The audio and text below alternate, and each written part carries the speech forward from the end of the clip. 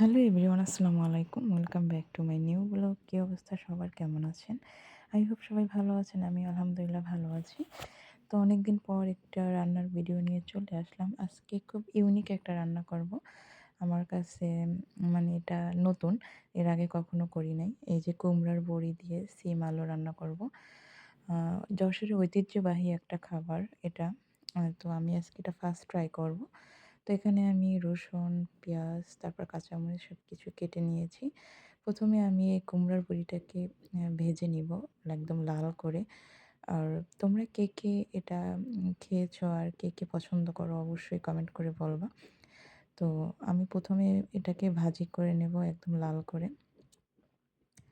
এই যে আমি এক, এক করে সবগুলো দিয়ে দিলাম। এখন একটু লাল করে ভেজে নিব। আ তো এই যে আমার ভাজা হয়ে গেছে। এরপরে আমি আ আ এটাকে তুলে তারপর ওই তেলেই আ কাঁচামরিচ, তারপর কোয়া করা রসুন, মানে রসুনটা আমি আ আস্তই রেখেছি।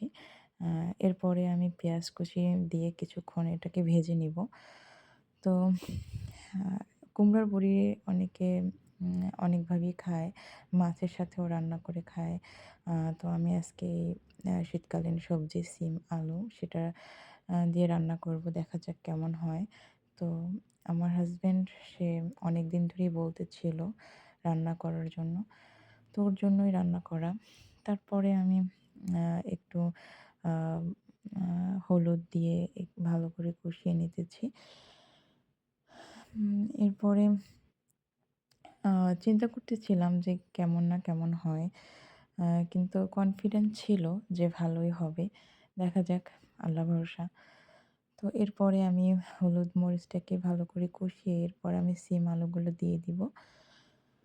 এরপর এটাকে ভালো করে একটু কষিয়ে নিব। আচ্ছা, তোমরা কে, কে কুমড়ার বড়ি খেয়েছো? বরিশালের কে, কে আছো? একটু কমেন্ট করে অবশ্যই বলবা। এরপরে আমি আ সিম আলুটাকে ভালো করে কষিয়ে এর উপরে আবার এই কুমড়ার বড়িগুলো দিয়ে আবারও ভালো করে একটু কষিয়ে নিব। তো এই তো এটা মেবি মাসকলাইর ডাল আর কি একটা যেন দিয়ে তৈরি করা হয়, আমার ঠিক মনে নেই। যাই হোক, যশোরের মানুষ এটাকে খুব পছন্দ করে। আর মানে এটাকে খাবারের একটা পার্ট হিসেবে সবসময় আমরা যেরকম চিংড়ি মাছ দিয়ে সবকিছু রান্না করি, ওরা এরকম কুমড়ার বড়ি দিয়ে সব আ তরি-তরকারি খায়। যাই হোক, এরপরে আমি পর্যাপ্ত পানি দিয়ে দিলাম। আ এখন সেদ্ধ হওয়ার অপেক্ষা। ঢাকনা দিয়ে ঢেকে দিলাম। এরপরে আমি ঢাকনাটা আ তুলে আবার দেখতেছিলাম যে কি অবস্থা এটার। আ তো এটা এটাও মানে সেম আলুর সাথে এটাও ভালোই সেদ্ধ হইছে। আ তো আমি আবারও ঢাকনাটা তুললাম। এই যে প্রায় হয়েই গেছে। এই তো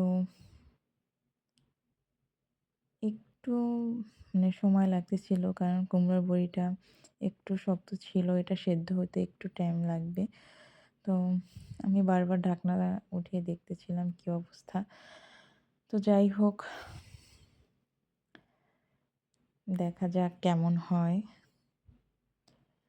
এই তো আমার রান্না প্রায় শেষের দিকে। হুম, এই তো আমার রান্নার ফাইনাল লুক হয়ে গেছে। দেখতে তো অনেক লোভনীয় লাগতেছে। খেতে জানি না কেমন হয়। তো ভালোই হয়েছিল। তো আজকে ভিডিওটা এ পর্যন্ত। আল্লাহ হাফেজ।